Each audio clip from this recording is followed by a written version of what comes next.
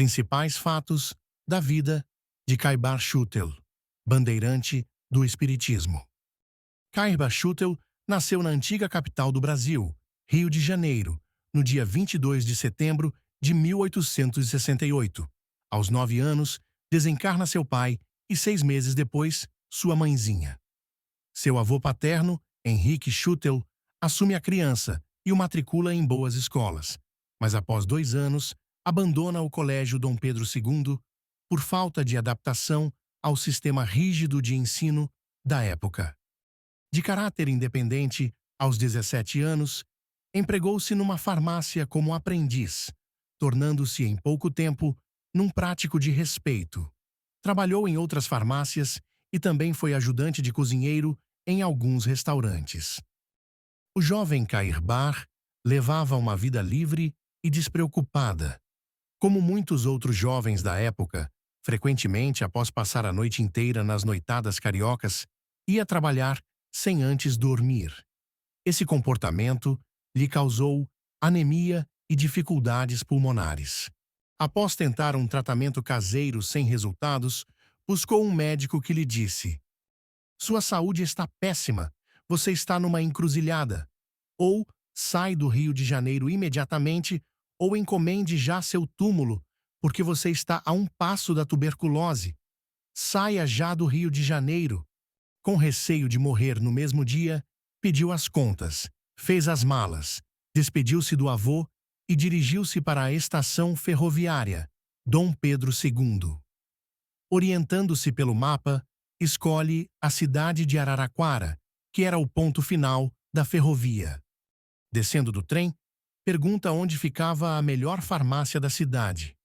Foi contratado, após ser testado pelo dono, o Sr. João Batista Raia.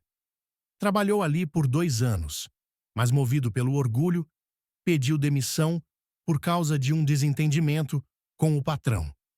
A contragosto do Sr. Raia, ele se torna entregador de mercadorias de uma mercearia, empurrando uma carrocinha. Sempre inquieto, deixou esse emprego e foi para Piracicaba, onde empregou-se numa farmácia, voltando para Araraquara 3 anos depois. Recebendo de sua avó uma pequena herança, adquiriu um pequeno sítio de cultivo de frutas e verduras e uma pequena loja de tabacos e de vendas de bilhetes de loteria. 1 ano depois, em cidade próxima, houve um surto de febre amarela. Com seus conhecimentos de farmacêutico prático, ele ajudou na cura dessa população, aviando receitas. Sempre inquieto, resolve mudar-se para a cidade de Matão, que nessa época era um pequeno vilarejo. Ali, ele funda a primeira farmácia, tornando-se bastante conhecido.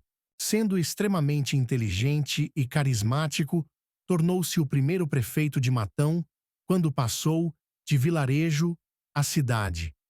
Para bem cumprir o mandato, ele estudou profundamente as leis da época, e esse conhecimento foi muito importante para ajudá-lo a proteger sua prática espírita, que ocorreria uns tempos depois.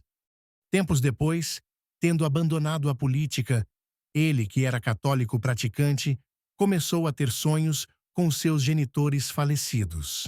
Caibar procurou em sua fé uma orientação sobre os sonhos e o padre orienta-o a fazer várias missas em intenção de suas almas, mas o sonho continuava persistentemente.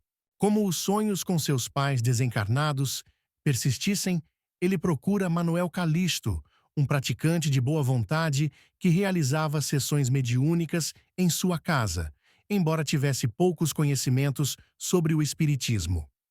Depois de participar da primeira reunião, Caibar, querendo conhecer melhor o assunto, adquire os livros da codificação. Com o estudo percebe a profundidade e importância daqueles conhecimentos, o que o levou a propor modificações substanciais nas reuniões mediúnicas que frequentava. Antes de estudar os livros da codificação, através dos médiuns, muitos espíritos sofredores solicitavam missas em sua intenção.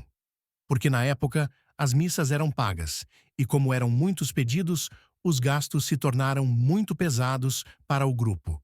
Mas, à medida que Cairbar aprofunda-se no conhecimento, foi possível perceber que havia somente um espírito que fora padre, e que se divertia vendo o grupo atendê-lo, fingindo ser vários sofredores.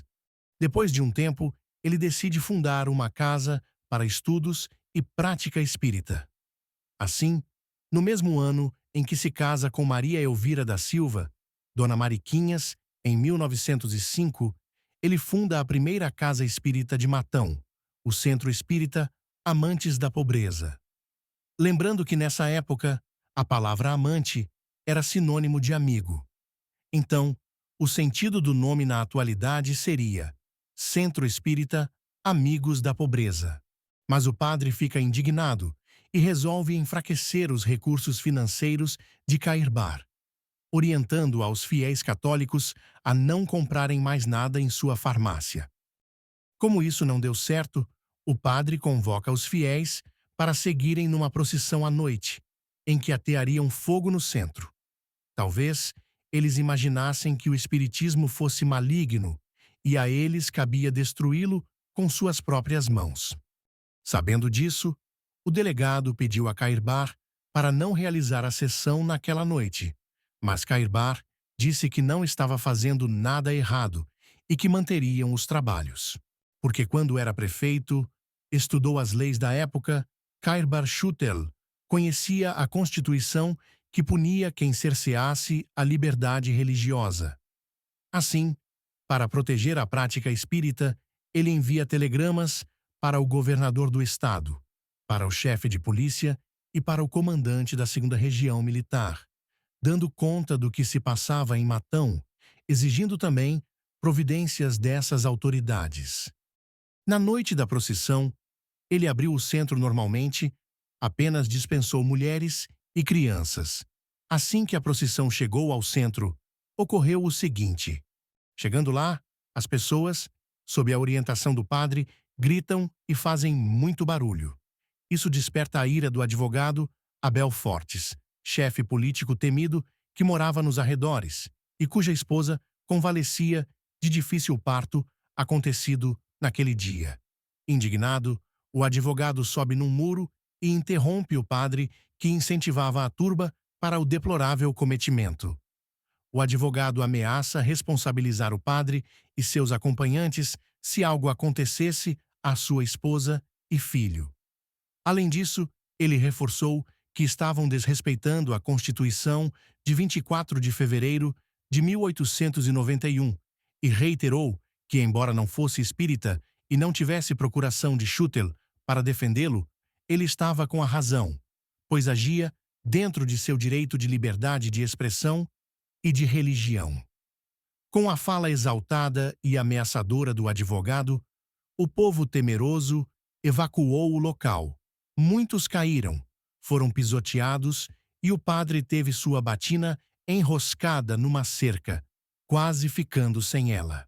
Assim, terminou a procissão, enquanto que no centro, sem se deixar levar pelo que acontecia lá fora, o grupo espírita prosseguia na bela palestra de Cairbar Schutel.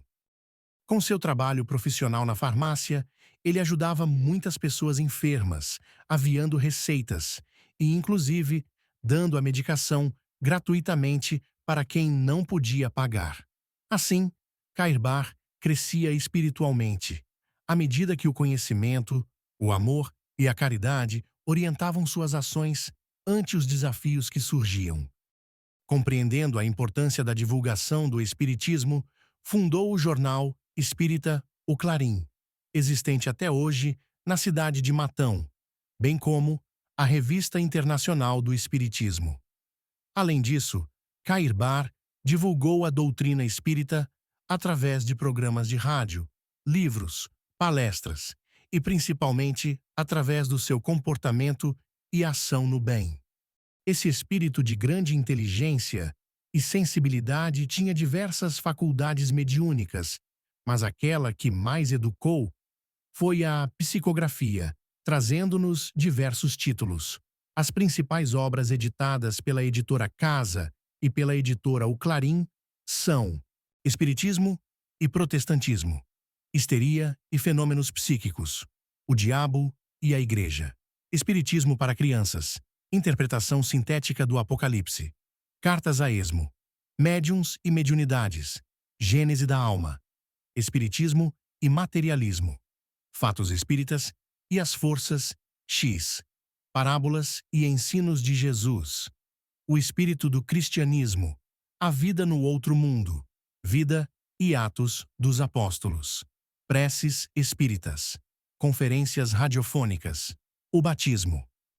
Cairbar é conhecido como o bandeirante do Espiritismo, porque foi um desbravador na divulgação da doutrina espírita em uma região inóspita do interior do estado de São Paulo. Esse espírito incansável desencarnou depois de uma vida extremamente produtiva na cidade que ele ajudou a crescer, de aneurisma cerebral, no dia 30 de janeiro de 1938. Nessa mesma noite, na reunião mediúnica, Cairbar comunica-se e pede para Urbano Xavier que coloque na sua lápide a seguinte frase: Vivi, vivo e viverei, porque sou imortal.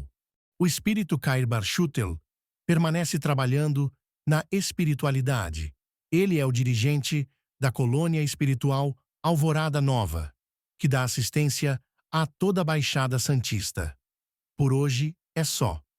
Espero que sejamos inspirados em seu exemplo de coragem, amor e caridade. Muita paz.